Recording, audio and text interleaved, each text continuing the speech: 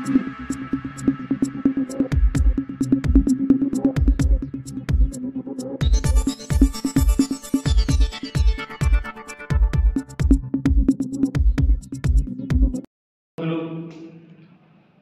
చేయలేదు, ఈ ప్రభుత్వం ఏం చేయలేదు, అది ఇది అని చెప్పడం జరుగుతూ ఉంది ఒక సంవత్సరంలో. అక్కడ అసెంబ్లీలో వాళ్ళు కూడా అదే పని చెప్తా ఉన్నారు, వాళ్ళు కూడా అదే పని చేస్తున్నారు. అసెంబ్లీలో పెద్ద నాయకులు కూడా కాంగ్రెస్ ఏం చేయలేదు అని బురద జల్లే ప్రయత్నం చేస్తూ ఉన్నారు తప్ప వేరే ఏం చేస్తలేరు అని చెప్పేసి చెప్తా ఉన్నారు. మేమేమో మా కాంగ్రెస్ ప్రభుత్వం పరిపాలించిన తర్వాత తెలంగాణ ఏర్పడినప్పుడు సోనియా గాంధీ చలువ వలన పార్లమెంట్లో బిల్ పాస్ అయ్యి సపరేట్ ప్రత్యేక తెలంగాణ ఏర్పడినప్పుడు 17,000 కోట్ల రూపాయల మిగులు బడ్జెట్ ఉన్న తెలంగాణ రాష్ట్రాన్ని మొత్తము వారి పనికిరాని కార్యక్రమాలతోని మొత్తము భ్రష్టు పట్టించి అప్పుల పాలు చేయడం జరిగింది. 17,000 కోట్ల మిగులు బడ్జెట్ ఉన్న రాష్ట్రాన్ని 7.5 లక్షల కోట్ల అప్పు చేసి మా చేతిలో పెట్టడం జరిగింది. 7.5 లక్షల కోట్ల అప్పే కాకుండా ప్రతి డిపార్ట్మెంట్లో ఏ డిపార్ట్మెంట్లో చూసినా కూడా మైనస్. 3 సంవత్సరాల నుంచి కాంట్రాక్టర్లకు, రోడ్ల కాంట్రాక్టర్లకు బాగా బిల్లు చెల్లించలేని పరిస్థితి. తర్వాత సర్పంచ్లు చేసిన పనులకు కూడా బిల్లులు గత 3 సంవత్సరాల నుంచి చెల్లించలేదు. గ్రామ పంచాయతీలోని పారిశుద్ధ కార్మికులు కూడా 3 సంవత్సరాల నుంచి బిల్లులు పెండింగ్ పెట్టిపోయారు. తర్వాత మధ్యాహ్న భోజన పథకంది కూడా గత 6 నెలల నుంచి వాళ్ళకు డ్యూస్ పెట్టడం జరిగింది. ఇక పెద్దగా గొప్ప గురుకులాలని చెప్పుకున్నారు. గురుకులాలలో కూడా 6 నెలల నుండి వాళ్ళకు బిల్డింగ్ ఓనర్స్కి, రెంటెడ్ బిల్డింగ్ ఓనర్స్కి రెంట్స్ కూడా ఇవ్వలేని పరిస్థితి. అవన్నీ బకాయిలు పెట్టిపోయారు. కరెంటు డిపార్ట్మెంట్లో 40,000 కోట్లు బకాయిలు పెట్టిపోయారు ట్రాన్స్పోర్ట్ డిస్కంలో. తర్వాత 40,000 కోట్ల రూపాయలు సివిల్ సప్లైస్లో పెండింగ్ పెట్టిపోయారు. ఇన్ని బకాయిలు పెట్టిపోతే కూడా మా రేవంత్ రెడ్డి గారు ముఖ్యమంత్రి అయిన తర్వాత, మా కాంగ్రెస్ ప్రభుత్వం ఏర్పడిన తర్వాత ఒక్కొక్కటిగా ప్రక్షాళన చేస్తూ ఒక పక్క సంక్షేమ పథకాలను అమలు చేస్తూ ఇంకో పక్క అభివృద్ధి కార్యక్రమాలను కూడా ప్రజలలో తీసుకొని పోవాలనే ఉద్దేశంతో, చిత్తశుద్ధితోని మాజీ దివంగత ఎవరైతే ఫైనాన్స్ మినిస్టర్ రోషయ్య గారు ఉన్నారో వారిని ఆదర్శంగా తీసుకొని ఫైనాన్స్ని మొత్తము గాడిలో పెట్టాలి, తెలంగాణ ఆర్థిక వ్యవస్థను గాడిలో పెట్టాలని చెప్పేసి మా ఉప ముఖ్యమంత్రి బట్టి విక్రమార్క గారు ఎంతో అందరు మన క్యాబినెట్ కమిటీ మొత్తం చిత్తశుద్ధితో పనిచేస్తూ ఉన్నారు.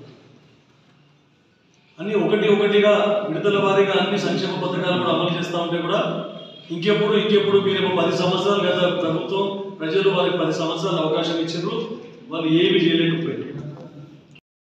ఎందుకు కూరగాయల ప్రాజెక్టులు అవన్నీ, ఎందుకు కూరగాయల మిషన్ భగీరథ, ఎందుకు కూరగాయల మిషన్ కాకతీయ, ఈ గొప్పగా చెప్పుకుంటారు. రైతు బంధు మేము వేసిన మీరు ఏంటి ఎప్పుడు వేస్తారంటే, రైతు బంధు మీరు ఎట్లేసారు, రైతు బంధు ఎట్లేసారు అన్ని బకాయిలు పెట్టేసి, తర్వాత అన్ని ఫామ్ మెకనైజేషన్ లేదు, రోటోవేటర్ లేదు, కల్టివేటర్ లేదు, ఫ్లోర్లు లేవు, ట్రాక్టర్ సబ్సిడీలు క్యాన్సిల్ చేసిండ్రు, సబ్సిడీ విత్తనాలు ఇవ్వలేదు, తర్వాత డ్రిప్ లేదు, స్ప్రింక్లర్లు లేవు, రైతులకు ఇచ్చే సబ్సిడీ మీద ఇచ్చే వ్యవసాయ పరికరాలు, వ్యవసాయ పనిముట్లు ఇవన్నీ పక్కకు పడేసి కేవలం రైతు బంధు ఇవ్వడం జరిగింది. కానీ ఈ ప్రభుత్వం వాటన్నిటినీ ఇస్తూ మేనిఫెస్టోలో చెప్పినట్టు అన్ని హామీలను 6 గ్యారెంటీలను కూడా నెరవేర్చే విధంగా ఈ ప్రభుత్వం కృషి చేస్తాం.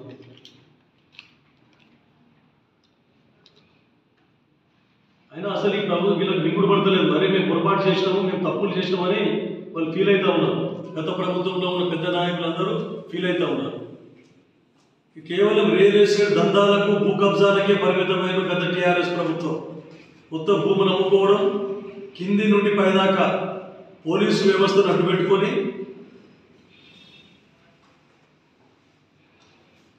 భూ లావాదేవీలు మొత్తం అన్ని లిటిగేషన్ ల్యాండ్స్ అని చూసి రియల్ ఎస్టేట్ దందా చేసి ఇక్కడ అవసరం ఉంటే పోలీసు ద్వారా బెదిరించి భూములు కబ్జాలు చేయడం జరిగింది. ప్రతి దాంట్లో కమిషన్లు పచ్చ కామెంటోళ్ళు మొత్తము కన్నలి పచ్చ కనిపిస్తాయి అన్నట్టు అందరు నాయకులు అలాగే అనుకుంటా ఉన్నాడు. మాజీ శాసనసభ్యులు, మీ చరిత్ర ఎవరికి తెలియదు, మీ చరిత్ర అందరికీ తెలుసు. తొక్కు స్కూటర్ మీద పెట్రోల్ లేకుండా తిరుగుతుంటారు మీరు. కమిషన్ల గురించి మాట్లాడితే మేము కూడా మా నాన్నగారు కూడా 4 సంవత్సరాల నుంచి 4 టర్ములు ఎమ్మెల్యేగా ఉన్నారు, సమితి ప్రెసిడెంట్గా చేశారు. ప్రజలు ఈసారి నాకు అవకాశం ఇచ్చారు. ఎక్కడైనా ఛాలెంజ్ చేద్దాం, ఎక్కడైనా మేము కమిషన్ తీసుకున్నట్టుంటే. కానీ మీది ఓపెన్గా మీరు మార్కెట్ కమిటీనే 13 లక్షలకు అమ్ముకున్నారు. మీరు మార్కెట్ కమిటీ నియమించడానికి చైర్మన్ పదవిని 13 లక్షలకు అమ్ముకొని మీ సతీమణి పేరు మీద వెహికల్ తీసుకొని ఆ వెహికల్ వారి అకౌంట్లో పెట్టడం జరిగింది. అంతకంటే ప్రూఫ్ ఏం కావాలి? రియల్ ఎస్టేట్ దందాల్లో మీరు కమిషన్లు నాకు అంటున్నారు. మొత్తం కమిషన్లు మీరు మొత్తం నీమ్స్ బోరో జనతా ఎస్టేట్స్ వాళ్ళతో కుమ్మక్కాయ మీరు వాళ్ళు చేసిన తప్పిదాలకన్నింటికీ మీరు మద్దతు పలుకుతూ భూమి ఒక చోటు ఉంటే ఇంకో చోట రిజిస్ట్రేషన్ చేసి ఎంతోమంది సాఫ్ట్వేర్ ఇంజనీర్లకు హైదరాబాద్ వాళ్ళకి ఎంతోమందికి మోసం చేయడం జరిగింది. వాళ్ళకందరికీ మీరు ఒత్తాసు పలికిరు మీ కమిషన్ల గురించి. మళ్ళా సంవత్సరం నుంచి ప్రభుత్వం ఏం చేసిందంటూ ఉన్నారు. రండి ఓపెన్ ఛాలెంజ్ చేద్దాం, ఎక్కడ మా ప్రభుత్వం ఇన్ని అప్పులుంటే కూడా ఎంత అభివృద్ధి చేసింది, ఎన్ని సంక్షేమ పథకాలు మేము చేసినామని మేము ఓపెన్ ఛాలెంజ్ చేస్తూ ఉన్నాం. మేము డిస్కస్ చేయడానికి రెడీ ఉన్నాం. అభివృద్ధి గురించి చెప్పుకుంటూ పోతే మీకు అందరికీ తెలుసు, 6 గ్యారెంటీల పథకంలో ఫస్ట్ శాసనసభ్యులు ప్రమాణ స్వీకారం చేసిన రోజే ఉచిత బస్సు స్కీమ్ ప్రవేశపెట్టడం జరిగింది. తర్వాత 5 లక్షల రూపాయలకు పరిమితమైనటువంటి ఆరోగ్యశ్రీ పథకాన్ని 10 లక్షల రూపాయలకు ఇంక్రీజ్ చేయడం జరిగింది. మీ ప్రభుత్వంలో చేసిన గోల్మాల్, మీ ప్రభుత్వంలో చేసిన ఫ్రాడ్ వలన ఈరోజు సీఎం రిలీఫ్ ఫండ్ చెక్కులు ఇవ్వలేకపోతా ఉన్నాం, డిలే అయింది మాకు. కనీసం మీరు అవకతవకలు ఫ్రాడ్ అంటే మిషన్ భగీరథ ఫ్రాడే, మిషన్ కాకతీయ ఫ్రాడే, లాస్ట్ సీఎం రిలీఫ్ ఫండ్ కూడా ఫ్రాడే. బీద వాళ్ళకి ఇచ్చే సీఎం రిలీఫ్ ఫండ్ కూడా దాంట్లో కూడా బినామీ పేర్ల మీద, ఆ బినామీ హాస్పిటల్ మీద దోసుకోవడం జరిగింది. ఈ ప్రభుత్వం వచ్చిన తర్వాత 5 లక్షల లిమిట్ 10 లక్షలకు పెంచి ఆరోగ్యశ్రీ ద్వారా ఇంకా కొత్త వ్యాధులను కూడా దాంట్లో డిక్లేర్ చేసి కొత్త హాస్పిటల్స్లో కూడా రాజీవ్ ఆరోగ్యశ్రీని ప్రవేశపెట్టాలని కొత్త హాస్పిటల్స్ కూడా ఈ స్కీమ్లో ఇంక్లూడ్ చేయడం జరిగింది. తర్వాత రాజీవ్ ఆరోగ్యశ్రీ అంటేనే భయపడుతుంది హాస్పిటల్స్ ట్రీట్మెంట్ ఇవ్వడానికి. అట్లాంటిది రేవంత్ రెడ్డి గారి ప్రభుత్వం, కాంగ్రెస్ ప్రభుత్వం ఏర్పడిన తర్వాత 430 కోట్ల రూపాయల బకాయిలను ఇవ్వడం జరిగింది, పే చేయడం జరిగింది ఈ ప్రభుత్వం వచ్చిన తర్వాత.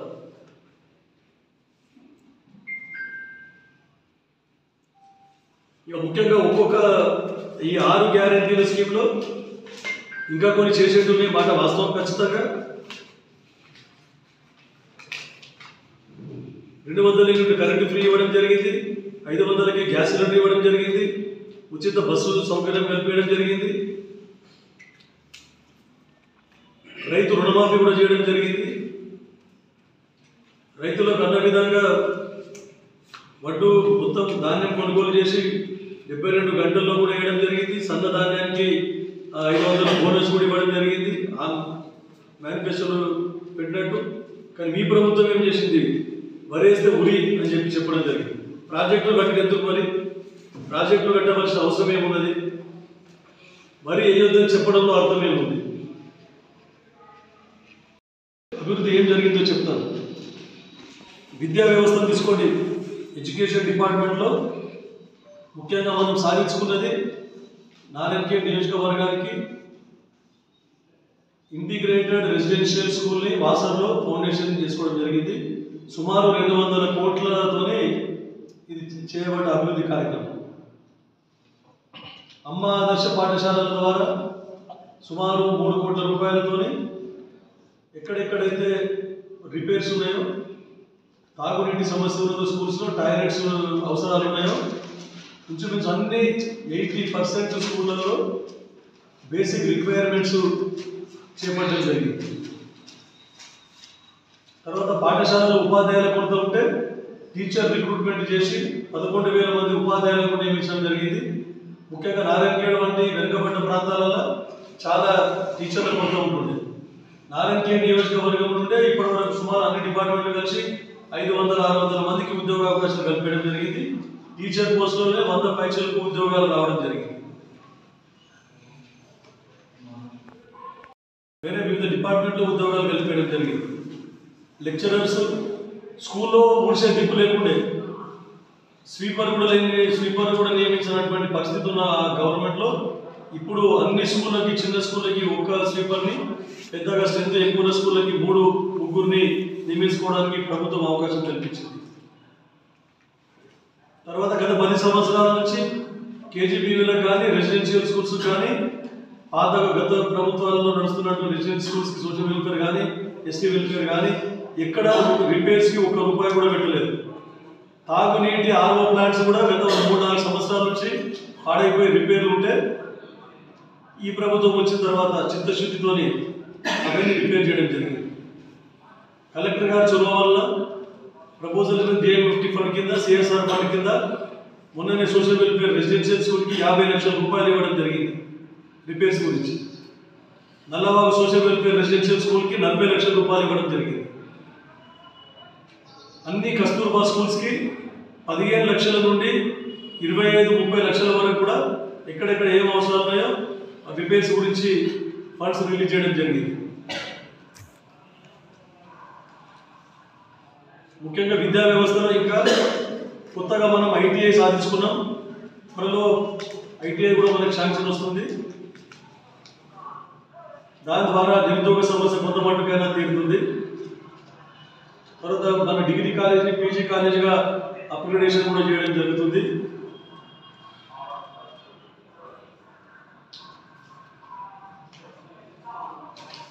ఇది ఎడ్యుకేషన్కి సంబంధించింది. తర్వాత హెల్త్కి సంబంధించింది. ఎడ్యుకేషన్లో ఇంకోటి ముఖ్యంగా లైబ్రరీస్కి ప్రిఫరెన్స్ ఇస్తా ఉన్నాను నేను. లైబ్రరీస్ ఉంటే అందరికీ ఎవరైతే ఇంట్రెస్టెడ్ విద్యార్థులు, నిరుద్యోగులు ఉంటారో వారికి చదువుకునే అవకాశాలు దొరుకుతాయి. వారికి ప్రతి మండలంలోని హెడ్ క్వార్టర్లో ఒక లైబ్రరీని మంచిగా అప్డేట్ చేయాలని చెప్పేసి, నారాయణఖేడ్లో కూడా ఒక 24 అవర్స్ లైబ్రరీని ఏర్పాటు చేయాలని చెప్పేసి ముఖ్యమంత్రి గారు ఆల్రెడీ 2 కోట్ల నిధులు కూడా రిలీజ్ చేయడం జరిగింది. దానికి చదువుకోవడానికి వస్తే ఎక్కువైపోతుంటే అట్లాంటిది ఈరోజు 100 నుండి 150 మంది వరకు రోజు విద్యార్థులు, నిరుద్యోగులు, తర్వాత సీనియర్ సిటిజన్స్ అందరూ వచ్చి లైబ్రరీని యూజ్ చేసుకుంటా ఉన్నారు. ఈరోజు సరిపోతలేదని చెప్పేసి మళ్ళీ ₹60 లక్షల ఎక్స్పాన్షన్ కూడా పెట్టడం జరిగింది. ప్రతి మండలంలో హెడ్ క్వార్టర్లో ఒక లైబ్రరీని అప్గ్రేడ్ చేయాలని చెప్పేసి మేము ప్లాన్ చేస్తూ ఉన్నాం. తర్వాత మా గౌరవ హెల్త్ మినిస్టర్ దామోదర్ రాజనరసింహ గారి కృషితోని ఫస్ట్ నారాయణఖేడ్లోని విజిట్ చేయడం జరిగింది. వాళ్ళు మంత్రి అయిన తర్వాత ఏరియా హాస్పిటల్లో ఏవైతే మనకు సమస్యలు ఉన్నాయో వాటిని అధిగమించే విధంగా వాటి దృష్టికి తీసుకొని వస్తే పాజిటివ్గా స్పందించి అవన్నీ కూడా శాంక్షన్ చేస్తామని చెప్పారు. త్వరలో శాంక్షన్ అయితే కూడా. తర్వాత CSCs శంకరంపేటలో ఉన్నటువంటి PSCని CSCగా అప్గ్రేడేషన్ చేయడం జరిగింది. కంకి మారుమూల ప్రాంతంలో ఉన్న కంకిలో కొత్తగా CSCని ఇక్కడ ప్రపోజ్ చేసినాం. ఆల్రెడీ శాంక్షన్ కూడా అయింది. తర్వాత PSCలు కడకలో ఒక PSC, వాసలో ఒక PSC, తర్వాత బోరించలో కొత్త PSC,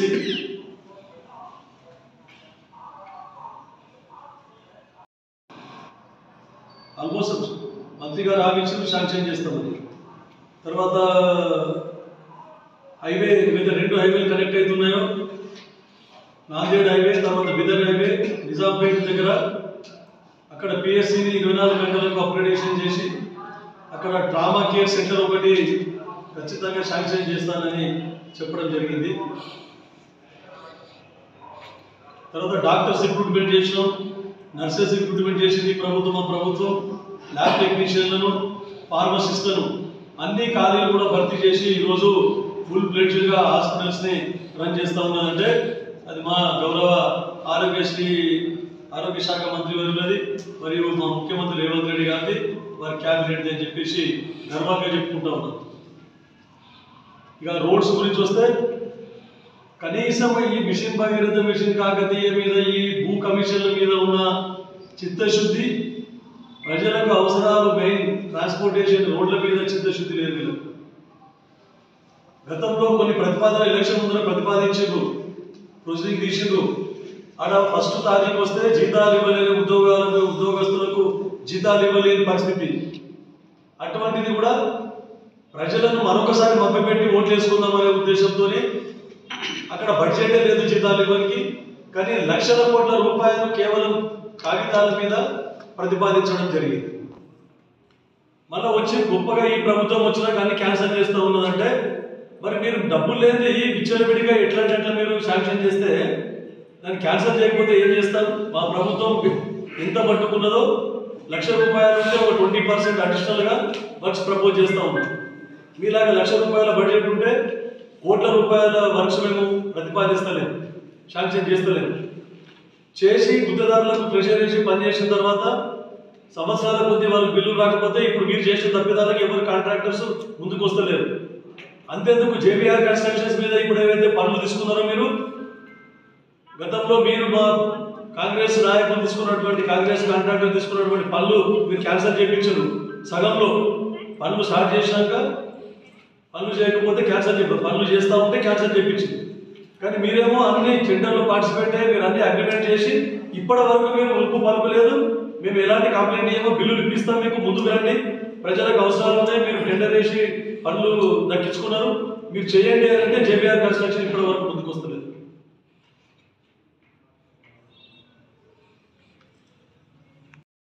ద్వారా మా సీతక్క మంత్రివర్యుల ద్వారా సిఆర్ఆర్ ఫండ్స్ 15 కోట్ల రూపాయలకు ఆల్రెడీ కొత్తగా రోడ్స్ ప్రతిపాదించడం జరిగింది. త్వరలో టెండర్స్ కూడా పిలుస్తారు. మళ్ళీ ఇప్పుడు 25 కోట్లకు మళ్ళీ ప్రతిపాదన అడిగిన కొత్త రోడ్లకు, సిఆర్ఆర్ రోడ్డుకి చూసి ఈరోజు కూడా సిఆర్ఆర్ రోడ్డు నారాయణఖేడ్ కూడా సిఆర్ఆర్లో మళ్ళీ ప్రతిపాదించడం జరిగింది. మున్సిపల్ జ్యూరిస్డిక్షన్లోని దాన్ని ఫార్మేషన్ చేసుకుంటే దానికి మళ్ళీ సిఆర్ఆర్లో ప్రతిపాదించడం. మళ్ళీ R&Bలో నిధుల కొరత ఉంటే కూడా అందరికి ఒక్కొక్క నియోజకవర్గానికి 50 కోట్లు ఇస్తామని చెప్తే 70 కోట్ల రూపాయలు మేము శాంక్షన్ చేసుకున్నాం. 70 కోట్ల రూపాయల వర్క్ శాంక్షన్ చేసుకున్నాం. ఎస్టీ ఎస్డిఎఫ్లో సుమారు 15 కోట్ల రూపాయలతోనే పనులు శాంక్షన్ కావడం జరిగింది.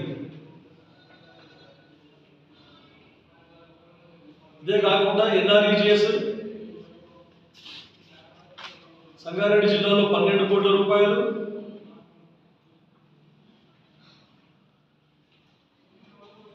ప్లస్ SVM 10 కోట్ల రూపాయలతో శాంక్షన్ చేసుకోవడం జరిగింది. మళ్ళీ ఇప్పుడు కొత్తగా NREGS 10 కోట్ల రూపాయలతో ప్రతిపాదనలు ఇవ్వడం జరిగింది.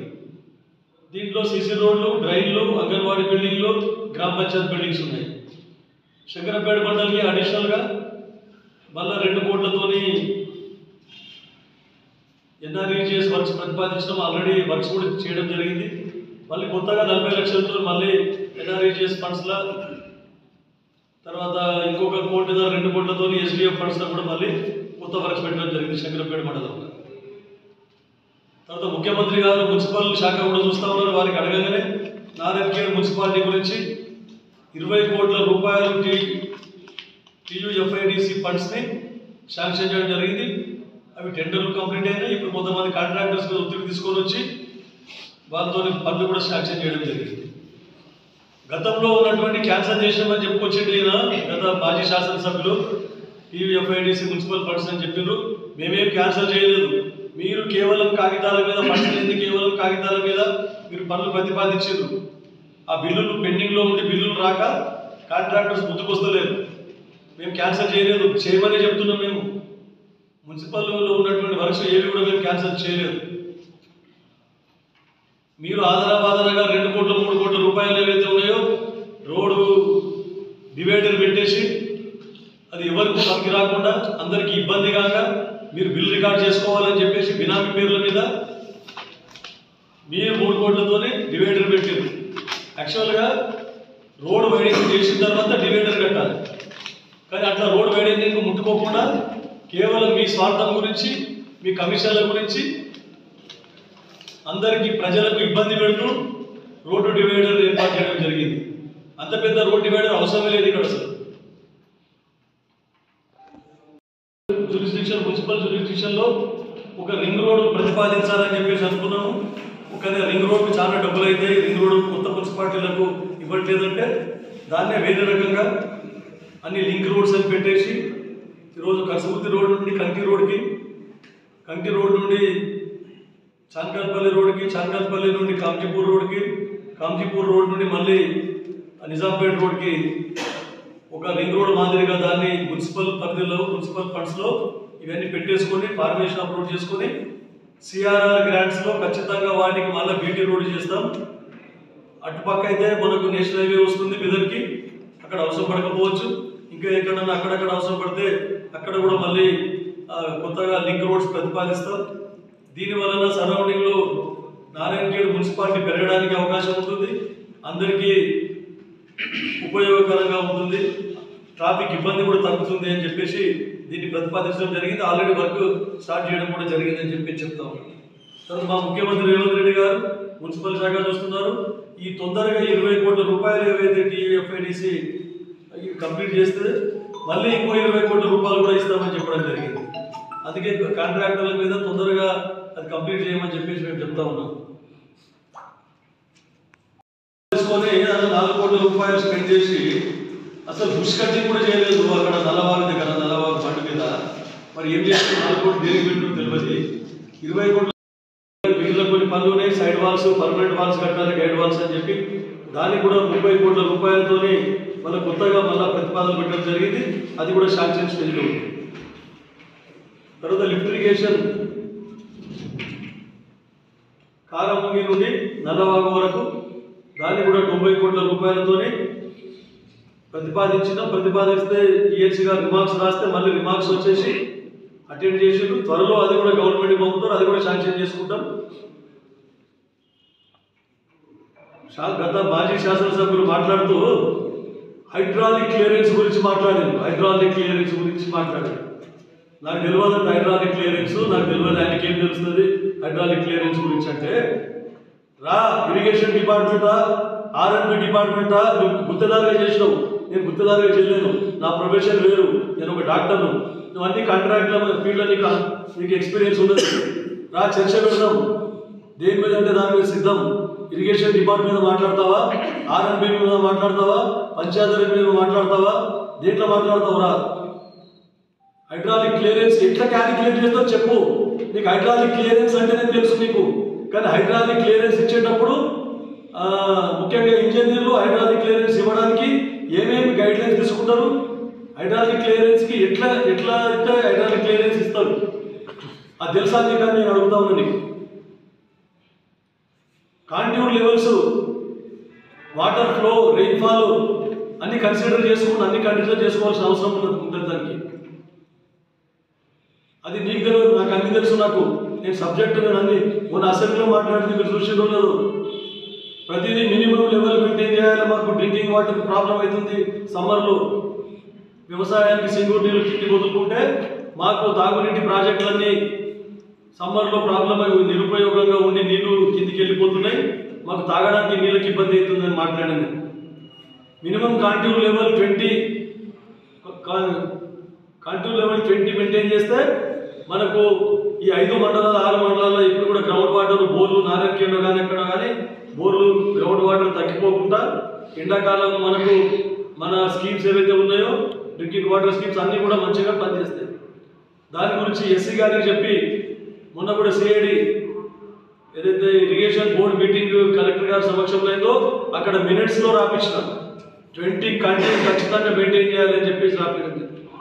అయితేనే మాకు తాగునీటి ఇబ్బంది ఉండదని ఎస్సీ గారు కూడా పాజిటివ్గా స్పందించారు. కలెక్టర్ గారి దృష్టికి కూడా తీసుకోకపోయినా 20 కంటెంట్ 20 లెవెల్ మెయింటైన్ చేస్తే ఖచ్చితంగా ఎవరికి తాగునీటికి ఇబ్బంది ఉండదని చెప్పేసి. తర్వాత సింగూరులో నీటి కొరత ఉన్నది, హైదరాబాద్కి 7 టీఎంసీల నీరు వదులుతా ఉన్నారు. తర్వాత నిజాం సాగర్కి 8 టీఎంసీలు, గన్పూర్కి 4 టీఎంసీలు. సో నీటి ప్రాబ్లం అవుతుంది డ్రింకింగ్ వాటర్ అంటే కాళేశ్వరంకి వెళ్ళి వచ్చే నీళ్ళు నిజాం సాగర్ 30 టీఎంసీ డైవర్ట్ చేసింది. ఈ 8 టీఎంసీలు మనకే సింగూరుకు మెదక్ జిల్లాకు వాడుకునే విధంగా దాని జీవో కూడా తీసుకొస్తా అని చెప్పేసి మంత్రి గారు మీటింగ్లో చెప్పడం జరిగింది, అసెంబ్లీలో చెప్పడం జరిగింది.